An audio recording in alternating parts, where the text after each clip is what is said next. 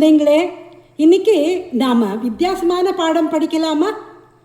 அகர வரிசையில் அ அம்மா, ஆ ஆடு, இலைன்னு படிச்சிருப்பீங்க, ஓகேவா?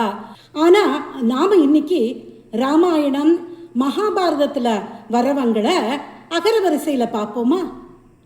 முதலா வருது அ. அ அர்ஜுனன், மகாபாரத முக்கிய கதாபாத்திரம், வில்வித்தையில் மிக சிறந்தவன், பஞ்ச பாண்டவர்களை மூணாவது சகோதரன். அடுத்தது ஆ.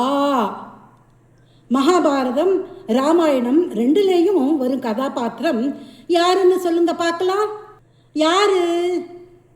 ஆஞ்சநேயர், ஹனுமான், அஞ்சனையின் மகன். ராமாயணத்தில் முக்கிய கதாபாத்திரம். ராமரோட வனவாசத்தும் போது சீதையை தேடி கொடுத்தவர். இது யாரு? ஹனுமானா? ஓ, ராமர் பற்றி கேட்க வந்திருக்காரோ? ஆமாம், இன்னைக்கு நாம் அடுத்து பார்க்க போகிறது ராமன். ராமாயணத்தில் அயோத்தியின் இளவரசர், அதாவது திருமாலோட அவதாரம், தர்மத்தோட வடிவம். அடுத்தது ஈஸ்வரன், நாம் வணங்குகிற சிவன். இவரும் ராமாயணம் மகாபாரதம் ரெண்டுத்திலேயும் வருவார். ராமாயணத்தில் ராவணனுக்கும் மகாபாரதத்தில் அர்ஜுனனுக்கும் அருள் புரிவார். அடுத்தது உத்தரை, விராட தேசத்து இளவரசி, அபிமன்யுவின் மனைவி, அர்ஜுனனோட மகன்தான் அபிமன்யு.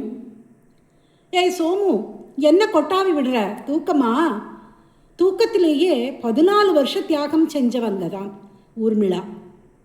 ராமாயணத்தில் ராமருக்கு சேவை செய்ய காட்டுக்கு போன லட்சுமணனோட மனைவி ஊர்மிளா. இவங்க சீதையோட இளைய சகோதரி. அடுத்தது யமதர்மன், தர்ம தேவதை, பாண்டவர்களில் மூத்தவரான யுதிஷ்டிரரின் தந்தை. யமன் என்னாலே எவரும் பயம் கொள்வார். ஏகலைவன், துரோணரை மானசீக குருவாக கொண்டு வில்வித்தை கற்ற வேடன், குருதட்சிணையாக தன்னோட கட்ட விரலையே தியாகம் செய்தவன். அடுத்தது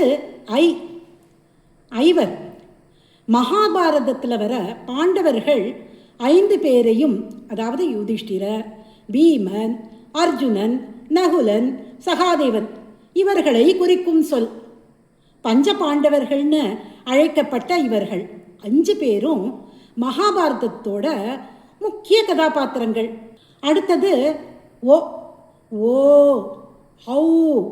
இந்த எழுத்துக்களில் தொடங்கும் முக்கிய கதாபாத்திரங்கள் எதுவும் இல்லை. ஆனால் தமிழ் மொழியோட அடையாளங்களில் ஒருவராக திகழும் ஔவையார் இந்த எழுத்தில்தான் தொடங்குகிறார்.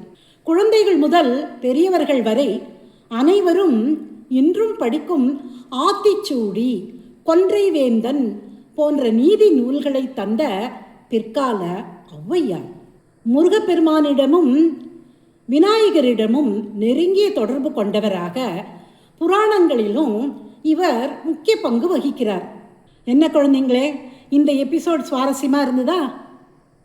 அடுத்த பதிவில் காவரிசையிலேருந்து இருக்கிற பெயர்களை பற்றி பார்க்க போகிறோம். சரியா? டாடா, பாய் பாய்.